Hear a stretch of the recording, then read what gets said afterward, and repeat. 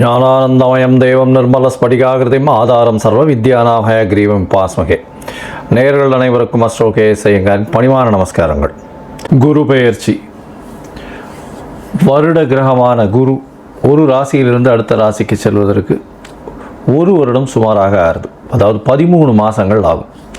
இந்த வருஷம் பார்த்தாலேயானால் குரு பகவான் மிதுன ராசியிலிருந்து கடக ராசிக்கு போகிறார். என்னைக்கு போகிறார்? 26/5/2026 20/10/2026 வரும். கிட்டத்தட்ட 5 மாதம்தான் இந்த வருஷம் இருக்க போகிறார் இந்த கடகராசியில். குரு பகவான் என்று சொன்னாலே அவர் அதீத சுபர். அவர் பார்த்த இடம் மிகப்பெரிய ஏற்றத்தை கொடுக்கும், இருக்கிற இடமும் மிகப்பெரிய ஏற்றத்தை கொடுக்கும். குரு பகவான் பார்த்தாலும் சரி இருந்தாலும் சரி அந்த இடம் மிகப்பெரிய வளமை பெறும், ஏற்றம் பெறும். அதனால் குரு பகவான் லக்னத்திலே இருந்தாருன்னா திக்பலம்னு சொல்லக்கூடியது. அதனால் எந்த லக்னமாக இருந்தாலும் குரு பகவான் லக்னத்தில் இருப்பாரேயான அவர் நேர்மையானவராக இருக்கக்கூடிய வாய்ப்புகள் மிகவும் அதிகம். சரி, குரு பகவானை பொறுத்தவரையிலும் வேறு என்ன செய்யலாம், வேறு என்னென்னலாம் பார்க்கலாம் அப்படின்னு பார்த்தோம்னா, குருவினுடைய காரகத்துவம் என்ன அப்படின்னு பார்க்கும்பொழுது, குருவினுடைய காரகத்துவம் புத்திர காரகன்னு சொல்லக்கூடியவர். புத்திர காரகன்னா குழந்தை பிராப்திக்கு குருவினுடைய பார்வை மிகவும் அவசியம். 5ஆம் அதிபதி 5ஆம் இடத்தின் அதாவது 5ஆம் இடம் 5ஆம் இடத்தின் அதிபதி மற்றும் குரு, இந்த 3 கிரகங்களையும் எடுத்து தான் புத்திர ஸ்தானம், புத்திர ஸ்தானாதிபதி, புத்திர காரகன்னு சொல்லக்கூடிய குருவையும் எடுத்து தான் பார்க்கணும். அதாவது குழந்தைகள் இல்லாமல் ரொம்ப நாள் குழந்தை இல்லாமல் இருப்பவர்களுக்கு இந்த 3 விஷயங்களையும் எடுத்து பார்த்து அவருடைய தசா கோச்சாரம் எப்படி இருக்குது அப்படின்றதையும் பார்க்கணும். சரி, புத்திரகாரகன் தவிர வேறு என்ன அப்படின்னா தனகாரகன்னு சொல்லக்கூடியவர். அதாவது பணம் வரணும் அப்படின்னா, நிறைய பணம் சேமித்து வச்சிருக்கணும் அப்படின்னா குரு பகவான் அவருடைய கடாட்சம் இருக்கணும். எந்த ஒரு விஷயத்திலும் பார்த்தாலேயானால் பணம் அதிகமாக சேர்க்கணும் அப்படின்னா குரு இருக்கணும். செலவு பண்ணணும், சந்தோஷமாக இருக்கணும், அனுபவிக்கணும்னா சுக்கிரன் நல்லபடியாக இருக்கணும். அப்படி இருந்தால் தான் உங்களுக்கு அந்த பணத்தை அதீதமாக செலவு பண்ணுவோம். அதனால தான் பார்த்தேன்னா ஒருத்தர் பணத்தை நிறைய சேர்ப்பார், அவருடைய அடுத்த ஜென்ரேஷனில் பணத்தை அதிகமாக செலவு பண்ணுவார். ஏன்னா அவருக்கு குரு ரொம்ப ஸ்ட்ராங்காக இருக்கும், இவருக்கு சுக்கிரன் ஸ்ட்ராங்காக இருக்கும். அதனால் எல்லா விதமான உலக இயல் வாழ்க்கைகளில் இருக்கக்கூடிய எல்லா விதமான இன்பங்களையும் அவர் சந்தோஷமாக ஏற்று பண்ணுவார். அதாவது சுக்கிரன் அதிகமாக இது ரொம்ப ஸ்ட்ராங்காக இருந்தாலும். சரி, குரு பகவான் நேர்மையானவராக இருக்கக்கூடிய வாய்ப்புகள் அதிகமாக இருக்கும். ஏன்னா கற்பது, கற்றுக் கொடுப்பது, கற்பிப்பது இதுதான் அவருடைய தொழிலே. அதை தவிர பார்த்தாலேனால் எல்லாருக்கும் சொல்லிக் கொடுக்குறது. அதனால் சொல்லிக் கொடுக்குறதுன்னா இப்போ என்ன சொல்கிறதுனா நாலேஜ் ட்ரான்ஸ்ஃபர்னு சொல்லுவோம், கேடி அப்படின்னு சொல்லக்கூடியது. அதே மாதிரி ஹெச்ஆர் அப்படின்னு சொல்லக்கூடியது, அட்மினிஸ்ட்ரேட்டிவ் இன்சார்ஜ், இந்த மாதிரியான விஷயங்கள் சொல்லக்கூடியவர். அதே மாதிரி தங்கம் அப்படின்னு சொல்லணும்னாலே குருவுக்கு உண்டான ஒரு மெட்டல்னு சொல்லக்கூடியது தங்கம், தங்க ஆபரணங்கள். அதாவது எப்படி சொல்லணும்னா தங்கத்தை ஆபரணங்களாக பண்ணி ரொம்ப நகாசு வேலைகள்லாம் பார்த்தா அதில் சுக்கிரன் இருக்கும். ஆனால் அது பொதுவான தங்கம் அப்படின்னு அந்த மஞ்சள் நிறத்தோடு இருக்கக்கூடிய ஒரு தங்கம் அப்படின்னு வச்சேன்னா அந்த தங்கத்தினுடைய வெயிட்டு, தங்கத்தினுடைய இதுவை பார்த்தாலேனா குருவினுடைய ஆற்றல் இருக்கும். அதனால தான் தங்கத்திற்கு குருவினுடைய இது உலோகமாக கொடுக்கப்பட்டிருக்கு. சரி, இதை தவிர தாவரத்தில் பார்த்தோம்னா முல்லைப்பூ, முல்லை செடி, அது தவிர இந்த வேர்க்கடலை இனிப்பு வகைகள், அதாவது கடலை மிட்டாய்னு சொல்லக்கூடியது, வேர்க்கடலை இனிப்பு வகைகள், சக்கரை பொங்கல், இந்த மாதிரியான விஷயங்கள். அது தவிர பார்த்தாலேனால் இந்த குரு பகவானுக்கு உண்டான மஞ்சள் மூக்கு கடலை, வெள்ளை மூக்கு கடலை, கருப்பு மூக்கு கடலைன்னு இந்த குரு பகவானுக்கே சுண்டல் போடுவோம். அது தவிர மஞ்சள் துணி, இது எல்லாமே குரு பகவானை சொல்லக்கூடிய விஷயம். குரு எல்லாவற்றிற்கும், அதாவது தேவர்கள் எல்லாருக்குமே அவர் தான் குரு. அதனால் இந்த குரு பகவான் எந்த கிரகத்தை பார்த்தாலும் குருவுக்கே எல்லா விஷயங்களிலும் அதிகாரம் உண்டு. அதனால் எந்த ஒரு தீய கிரகத்தை பார்த்தாலும் அவரும் கட்டுப்பாட்டில் வருவார். அதாவது தீய கிரகம்னு சொல்லக்கூடியது சூரியன், செவ்வாய், அதை தவிர ராகு, கேது, சனி, வாழெல்லாம் சொல்கிறோம். இந்த கிரகங்களை பார்த்தாரே ஆனால் அந்த கிரகங்கள் சுபப்படக்கூடிய வாய்ப்புகள் மிகவும் அதிகம். எந்த இடத்தில் இருந்தாலும் இந்த துர்கிரகங்கள் குருவின் பார்வையினால் சுபப்படக்கூடிய வாய்ப்புகள் மிகவும் அதிகமாக இருக்கும். சரி, இந்த குரு பகவான் இப்போது மிதுன ராசியிலிருந்து கடக ராசிக்கு போகிறார். இந்த குரு பகவானுடைய காலபுருஷ தத்துவத்தின் ராசி பார்த்தோம்னா 9ஆம் ராசியும் 12ஆம் ராசியும், அதாவது 9ஆம் ராசி அப்படின்னு சொல்லக்கூடியது தனுசு, 12ஆம் ராசின்னு சொல்லக்கூடியது மீனம். இந்த 2 ராசிக்கும் அதிபதியாக இருக்கக்கூடியவர் குரு. இந்த குரு பகவான் கடகத்தில் உச்சம் பெறுறார். கடகத்தில் உச்சம் பெறக்கூடியவர் குரு பகவான். இதில் என்ன ஒரு பெரிய விசேஷம் அப்படின்னா, குரு பகவான் 9ஆம் இடத்துல வந்து அதாவது உங்களுக்கு படிப்பு, அதை தவிர வெளிநாடு போய் படிப்பு, மேற்படிப்பு, இது எல்லாமே வந்து குரு பகவானால் நல்லபடியாக ஆசீர்வதிக்கப்பட்டால் மட்டுமே உங்களுக்கு கிடைக்கும். அதே மாதிரி 12ஆம் இடத்தினுடைய அதிபதினு சொல்லக்கூடியவர் காலபுருஷ தத்துவத்தின் பிரகாரம், அதன் மூலியமாக பார்த்தேனால் குரு பகவான் சுப செலவுகளை கொடுப்பார். அதாவது 12ஆம் இடம் செலவுகளை கொடுக்கறது, அதாவது அயன சயன போகஸ்தானம் விரயஸ்தானம்னு சொல்லக்கூடிய இடம். உங்களுக்கு வந்து சுப செலவுகள் கொடுக்கணும், அதாவது பணம் வந்தாலும் சுபமாக இருக்கணும். அதை தவிர வெளிநாட்டில் போய் உங்களுக்கு வந்து அங்கேயே இருந்து பிஆர், அதை தவிர வந்து பர்மனெண்ட் ரெசிடென்ட்ஷிப், அதை தவிர இந்த க்ரீன் கார்டு, இந்த மாதிரியான விஷயங்கள், H1B இதெல்லாம் வாங்கி அங்கேயே பர்மனெண்ட்டாக செட்டில் ஆகக்கூடிய பாக்கியத்தையும் உங்களுக்கு குரு பகவான் 12ஆம் இடத்துல இருந்தாலும் சரி, 8ஆம் இடத்திலிருந்து 12ஆம் இடத்தில் பார்த்தாலும் உங்களுக்கு அந்த வாய்ப்பினை நிச்சயமாக கொடுப்பார். சரி, இந்த குரு பகவான் இந்த ஒரு ராசிக்கும் என்ன பண்ணுறார் அப்படின்றத நம்ம பார்க்கலாம். அதற்கு முன்னாடி வந்து இந்த குரு பகவானை பொறுத்தவரையிலும் இன்னொரு பெரிய விசேஷமான விஷயம் என்ன அப்படின்னா, குரு பார்க்க கோடி நன்மைன்னு சொல்லுவோம். குரு பகவானுடைய பார்வைன்னு சொல்லக்கூடியது எந்த ராசியில் இருக்காரோ அந்த இடத்திலிருந்து 5ஆம் இடத்தையும் 7ஆம் இடத்தையும் 9ஆம் இடத்தையும் பார்க்குறார். 7ஆம் இடம்ன்றது 180 டிகிரியில் எல்லா கிரகங்களும் தன்னுடைய 180வது டிகிரியை பார்க்கக்கூடியது 7ஆம் இடம். அதில் வந்து எந்த ஒரு விஷயம் இல்லை. இப்போ விசேஷ பார்வைகள்னு சொல்லக்கூடியது வந்து செவ்வாய், சனி மற்றும் குரு, இந்த 3 கிரகங்களுக்கு இருக்குது அப்படின்னு சொல்கிறோம்.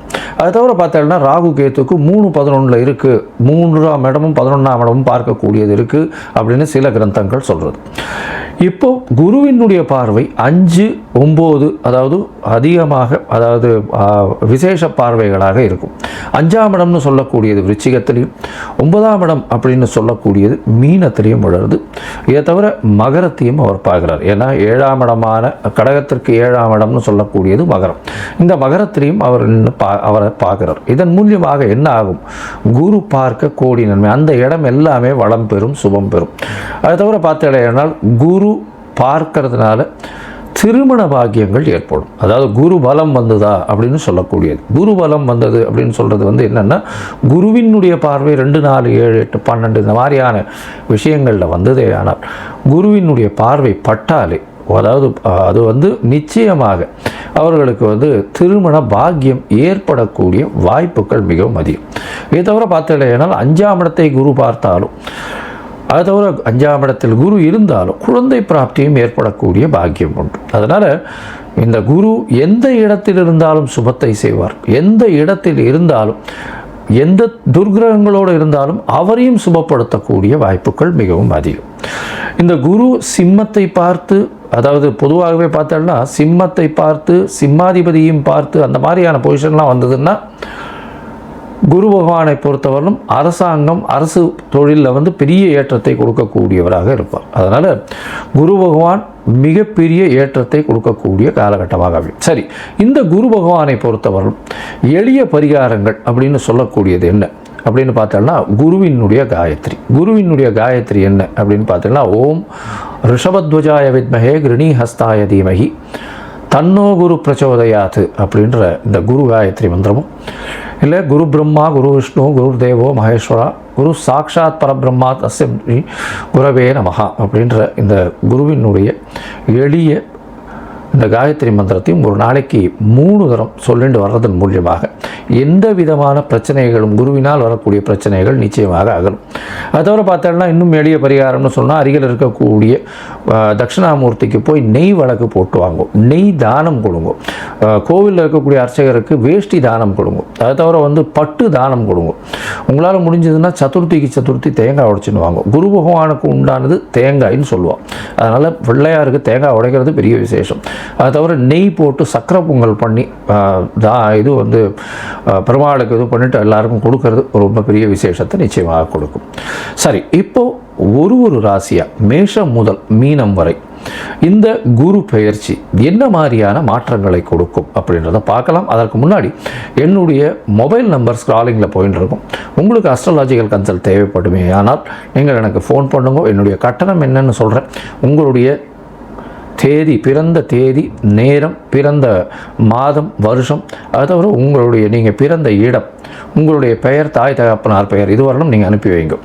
இதை அனுப்பி வச்சோடனே உங்களுடைய ஜாதகத்தை போட்டுவிட்டு அதுக்கப்புறம் உங்களுக்கு அப்பாயின்மெண்ட்டு கொடுத்து உங்களுக்குன்னு வந்து டைம் ஒதுக்கி நான் வந்து உங்களுடைய பிரச்சனைகள் என்னன்றதை இது பண்ணி உங்களுடைய தசாபுக்திகள் இப்போ இருக்கக்கூடிய கோச்சாரங்கள் எப்படி இருக்குன்றதை வலுவாக இருக்கான்றதை பார்த்து உங்களுடைய பிரச்சனைகள் எந்த அளவுக்கு சுமூகமாக தீரும்ன்றதை சொல்கிறேன். ஏன்னா இப்போ வந்து ராசி சந்தி, லக்ன சந்தி இதெல்லாம் ரொம்ப அதிகமாக இருக்குது. 50 வயசில் இருப்பா, அவளுக்கு வந்து ரிஷபராசியாக மிதுன ராசியானே தெரியாது. மிருகசீர நட்சத்திரம்னு சொல்லிட்டு இருப்பா, 2வது பாதம் 3வது பாதம் மாற்றி மாற்றி சொல்லிட்டு இருப்பா. அதே மாதிரி விசாகம் சொல்லிட்டு இருப்பா, துலாமாக இருக்குமா இல்லைன்னா இது விருச்சிகமாக இருக்குமான்னு தெரியாது. அதனால் கண்டிப்பாக ஜாதகத்தை போட்டு அதில் சந்தி இருக்கான்னு பார்த்துட்டு அதுக்கப்புறம் தான் உங்களுக்கு நான் அப்பாயின்மெண்ட் தர முடியும். சரி, இப்போ மேஷம் முதல் மீனம் வரை குரு பெயர்ச்சி பலன்கள் எப்படி இருக்குன்னு பார்க்கலாம். கடகம், புனர்பூசம், பூசம், ஆயில்யம், இந்த 3 நட்சத்திரம் 9 பாதங்களை கொண்ட ராசி. ராசியின் அதிபதினு சொல்லக்கூடியவர் சந்திரன், அதிவேகமாக செல்லக்கூடிய கிரகம். இதில் விசேஷம் என்ன அப்படின்னா, இந்த ராசியில் குரு பகவான் உச்சம் அடைகிறார். அதனால் மிகவும் விசேஷமான ராசி. அதனால் வந்து பார்த்தடையானால் உங்களுக்கு வந்து தீர்க்கமான சிந்தனைகள் வரக்கூடிய வாய்ப்புகள் உண்டு. இவ்வளோ நாளாக வந்து பார்த்தோம்னா கடகராசிக்காரர்களுக்கு 12ஆம் இடத்துல குரு பகவான் இருந்தார். அதனால் பார்த்தோம்னா சில சமயம் வந்து அதாவது நல்ல ஒரு செலவுகள், அதாவது சுப செலவுகள் நடக்கும். இருந்தாலும் குரு வந்து 12ஆம் இடத்துல மறையிறதன் மூலியமாக நல்ல ஏற்றத்தை கொடுக்காது. இப்போ பார்த்தோம்னா உங்களுக்கு ராசியிலேயே வந்து இருக்கார். அதீதமான சிந்தனைகள், தீர்க்கமான சிந்தனைகள் வரக்கூடிய வாய்ப்புகள் உண்டு. எது எடுத்தாலும் நீங்கள் சொல்கிறது நிச்சயமாக பலிக்கக்கூடிய, உங்களுடைய பேச்சுக்களை நிச்சயமாக கேட்கக்கூடிய அளவில் மக்கள் இருப்பார்கள். யாராக இருந்தாலும் சரி, உங்களுடைய பேச்சில் வந்து நல்ல ஒரு ஏற்றம் இருக்கும், தீர்க்கமான சிந்தனைகள் இருக்கக்கூடிய வாய்ப்புகள் உண்டு. எந்த ஒரு விஷயமும் நல்ல ஒரு வெற்றியை கொடுக்கக்கூடிய வாய்ப்புகள் இந்த கடகராசிக்காரர்களுக்கு இந்த காலகட்டத்தில் உண்டு. உங்களுடைய ராசிக்கு பார்த்தலையானால் கடகராசிக்காரர்களுக்கு குரு பகவான் 26/5/2026 வர 20/10/2026 வரலும் உங்களுடைய ராசியில் இருக்கார். இந்த காலகட்டத்தில் பார்த்தோம்னா உங்களுடைய ராசிக்கு 5ஆம் இடம், 7ஆம் இடம், 9ஆம் இடம்னு 3 இடத்தையும் பார்க்குறார். 5ஆம் இடம்னு சொல்லக்கூடியது விருச்சிகம், 7ஆம் இடம்னு சொல்லக்கூடியது மகரம், 9ஆம் இடம்னு சொல்லக்கூடியது மீனம். இந்த 3 இடத்தையும் பார்க்குறார். உங்களுடைய பூர்வ புத்திரஸ்தானம், பூர்வ ஜென்ம புத்திரஸ்தானம் எல்லாமே நல்லபடியாக நல்ல வலுப்பெறக்கூடிய வாய்ப்புகள் நிச்சயமாக உண்டு. 5ஆம் இடத்தை குரு பகவான் பார்க்குறார் அப்படின்னா குழந்தை பிராப்தி ஏற்படக்கூடிய வாய்ப்புகள் உண்டு. இவ்வளோ நாளாக குழந்தை பாக்கியம் இல்லாதவர்களுக்கு இந்த காலகட்டத்தில் நிச்சயமாக குழந்தை பாக்கியம் ஏற்படக்கூடிய வாய்ப்புகள் இந்த காலகட்டத்தில் உண்டு. உங்களுக்கு பதவி, புகழ், அந்தஸ்து, கௌரவம் எல்லாமே தேடி வரக்கூடிய வாய்ப்புகள் உண்டு. ஆனால் உங்களுடைய ராசியிலேயே ஜென்மத்தில் குரு இருக்கிறதுனால ரொம்ப ப்ரெஷர் இருக்கக்கூடிய வாய்ப்பு, இருக்கிற இடத்த விட்டு நிறைய மூவ் பண்ண வேண்டியதாக இருக்கும். அலைச்சல் கொஞ்சம் அதிகமாக இருக்க வேண்டிய காலகட்டமாக இருக்கும். எல்லா விஷயத்துக்கும் நீங்களே போக வேண்டிய கட்டாயங்கள் ஏற்படக்கூடிய வாய்ப்புகள் உண்டு. 5ஆம் இடத்தை பார்க்கக்கூடிய குரு குழந்தைகள் மூலியமாக பெருமைகளை சேர்க்கக்கூடிய வாய்ப்பும், உங்களுக்கு குழந்தை பாக்கியம் ஏற்படக்கூடிய வாய்ப்பும், புதிய பதவி, புகழ், அந்தஸ்து, கௌரவம் இதெல்லாம் வரக்கூடிய வாய்ப்புகள் நிச்சயமாக உண்டு. ராசிக்கு 7ஆம் இடத்தை குரு பார்க்குறார். அதனால் பார்ட்னர்ஷிப் தொழிலில் நல்ல ஒரு வெற்றி இருக்கும். அதாவது உங்களுக்கு எதிர்த்த மாதிரி இருக்கிறவங்க அத்தனை பேரும் உங்களிடம் சரணாகதி அடையக்கூடிய வாய்ப்புகள் நிச்சயமாக உண்டு. பார்ட்னர்கள் மூலியமாக நல்ல ஒரு ஏற்றம் கிடைக்கக்கூடிய வாய்ப்புகள் இந்த காலகட்டத்தில் நிச்சயமாக நடக்கும். 7ஆம் இடத்தை பார்க்கறதுனால திருமண பாக்கியங்கள் இந்த காலகட்டத்தில் நிச்சயமாக உண்டு. பார்ட்னர்ஷிப் தொழிலில் அதீதமான வெற்றிகள் கிடைக்கக்கூடிய வாய்ப்புகள் உண்டு. ராசிக்கு 9ஆம் இடத்தையும் வந்து குரு பார்க்குறார். 9ஆம் இடத்துல சனி பகவான் ஏற்கனவே இருக்கார். அவரே 7ஆம் அதிபதி அப்படின்றதுனால பார்ட்னர்ஷிப் தொழிலெல்லாம் பெரிய வெற்றியை கொடுக்கக்கூடிய காலகட்டமாக இந்த காலகட்டம் அமைய போகிறது. தந்தையின் உடல்நிலையில் நல்ல ஒரு ஏற்றம் இருக்கும். தந்தையின் சொத்துக்கள் வந்து சேரக்கூடிய வாய்ப்பு, தந்தை மூலியமாக ஆதாயங்கள் வரக்கூடிய வாய்ப்பு, வெளிநாடு வெளியூர் சென்று படிக்கக்கூடிய வாய்ப்புகள் இந்த காலகட்டத்தில் நிச்சயமாக அமையும். உங்களுடைய ராசிக்கு பார்த்தோம்னா 9ஆம் இடம் வந்து குருவின் பார்வையில் இருக்கிறதும், அவரே 7ஆம் அதிபதி, அதாவது சனி பகவானே 7ஆம் அதிபதி, அவர் 9ஆம் இடத்துல இருக்கிறதுனாலையும் கண்டிப்பாக பார்ட்னர்ஷிப் தொழில்கள் எல்லாம் வந்து அதீதமான லாபத்தை கொடுக்கக்கூடிய காலகட்டமாக இந்த காலகட்டம் அமைய போகிறது. சரி, மொத்தத்தில் பார்க்கும்பொழுது கடகராசிக்காரர்களுக்கு ஏற்றமான காலமாகவே இருக்குது. ஏற்றமான காலம்னா தீர்க்கமான முடிவுகள். இவ்வளோ நாளாக மனசில் கிளேசங்கள் அதிகமாக இருந்திருக்கும், சரியான முடிவுகள் எடுக்க முடியாத நிலைமையாக இருந்திருக்கும். இப்போ வந்து தீர்க்கமான முடிவுகள் அதிகமாக இருக்கும், அலைச்சல் கொஞ்சம் அதிகமாக இருக்கும். அதாவது எந்த ஒரு விஷயத்துக்கும் நீங்களே முடிவெடுக்க வேண்டிய கட்டாயத்திற்கு தள்ளப்படுவீங்க. உங்களுடைய உங்களுடைய முடிவுகளும் சீரான முடிவுகளாக இருக்கக்கூடிய வாய்ப்புகள் உண்டு. உங்களுடைய ராசிக்கு 5ஆம் இடத்தை குரு பார்க்கறதுனால கண்டிப்பாக குழந்தை பிராப்தி ஏற்படக்கூடிய பாக்கியம் இந்த காலகட்டத்தில் உண்டு. அது தவிர குழந்தைகள் மூலியமாக நல்ல ஒரு பெருமை வரக்கூடிய பெருமை சேர்ந்த ஒரு நல்ல விஷயங்கள் வரக்கூடிய வாய்ப்பு, உங்களுக்கு பதவி புகழ் அந்தஸ்து கௌரவம்லாம் வரக்கூடிய வாய்ப்பு இந்த காலகட்டத்தில் நிச்சயமாக ஏற்படும். உங்களுடைய ராசிக்கு 7ஆம் இடத்தை பார்க்கக்கூடிய குரு உங்களுக்கு திருமண பாக்கியத்தை ஏற்படுத்துவார். எதிர்பாலினத்தவர் மூலியமாக நல்ல ஒரு ஏற்றம். இவ்வளவு நாளாக திருமணத்திற்கு பார்த்து தட்டி கொண்டே போயிருக்கும். 12ஆம் இடத்துல குரு இருக்கும்பொழுது திருமண பாக்கியம் ஏற்பட்டிருக்காது. ஆடவருக்கோ பெண்டிற்கோ பார்த்தோம்னா திருமணம் தட்டின்றே இருந்திருக்கும் ஏதோ ஒரு விஷயத்தினால. இப்போ 26/5/2026 கண்டிப்பாக திருமண பாக்கியம் ஏற்படும். இந்த 6 மாதத்துக்குள்ள உங்களுக்கு கல்யாணம், அதாவது 5 மாதத்துக்குள்ள கல்யாணம் நிச்சயமாக நடந்தேறக்கூடிய, நிச்சயதார்த்தம் நிச்சயமாக நடந்தேறக்கூடிய வாய்ப்புகள் மிகவும் அதிகமாக இருக்கு. இந்த காலகட்டத்தில் எதிர்பாலினத்தவர் மூலியமாக நல்ல ஒரு ஏற்றம் இருக்கக்கூடிய வாய்ப்பு. அதை தவிர பார்ட்னர்ஷிப் பிஸ்னஸ் எது எடுத்தாலும் அதில் வெற்றி பெறக்கூடிய வாய்ப்புகள் இந்த காலகட்டத்தில் நிச்சயமாக இருக்கு. பார்ட்னர்ஷிப் பிஸ்னஸில் அதீதமான லாபங்கள் வரக்கூடிய வாய்ப்புகள் உண்டு. உங்களுடைய ராசிக்கு பார்த்தோம்னா வெளிநாடு சென்று படிக்கக்கூடிய யோகமும் இருக்கு. ஏன்னா 9ஆம் இடத்தை குருவே பார்க்குறார் தன்னோட வீட்டை. வெளிநாடு போய் படிக்கக்கூடிய யோகங்கள். அதை தவிர எதிர்பாலினத்தவர் மூலியமாக நல்ல ஒரு ஏற்றம் கிடைக்கக்கூடிய வாய்ப்பு. உங்களுடைய எதிர்பாலினத்தவர் மூலியமாக நல்ல ஒரு ஏற்றம் இருக்கக்கூடிய காலகட்டமாக இந்த காலகட்டம் அமையிறது. இந்த காலகட்டத்தில் உங்களுக்கு திருமண பாக்கியம் உண்டு. தந்தையின் உடல்நிலையில் நல்ல ஒரு ஏற்றம் இருக்கக்கூடிய வாய்ப்பு. தந்தையின் சொத்துக்கள் உங்களுக்கு வந்து சேரக்கூடிய காலகட்டமாக இந்த காலகட்டம் அமைய போகிறது. இந்த காலகட்டத்தில் ஒருவேளை உங்களுடைய தசாபுக்தி அந்தரம் சூக்ஷ்மம் அந்த அளவுக்கு விசேஷமாக இல்லை அப்படின்னா, நீங்கள் அருகில் இருக்கக்கூடிய தென்குடி திட்டை அப்படின்ற தட்சிணாமூர்த்தி கோவில், அதாவது குரு பகவானுடைய கோவிலுக்கு போயிட்டு வாங்கும் இந்த காலகட்டத்தில். அதாவது 26/5/2026 20/10/2026 வருடம் உண்டான காலகட்டத்தில் ஒரு தரம் போயிட்டு வாங்க. அது தவிர இந்த வீட்டுக்கு பக்கத்தில் இருக்கக்கூடிய தட்சிணாமூர்த்தியோ இல்லைன்னா நவகிரகத்தில் இருக்கக்கூடிய குருவின் சன்னதி, அவருக்கு இந்த வியாழக்கிழமை மூக்கு கடலை அது சுண்டலாக பண்ணி விநியோகம் பண்ணுங்க. வர்றவாளுக்கெல்லாம், அதாவது குருவுக்கு இது பண்ணிவிட்டு அதுக்கப்புறம் வர்றவாளுக்கெல்லாம் விநியோகம் பண்ணுங்க. உங்களுக்கு வரக்கூடிய எந்த பிரச்சனைகளாக இருந்தாலும் தவிடுபடியாக போகக்கூடிய வாய்ப்புகள் மிகவும் அதிகம்.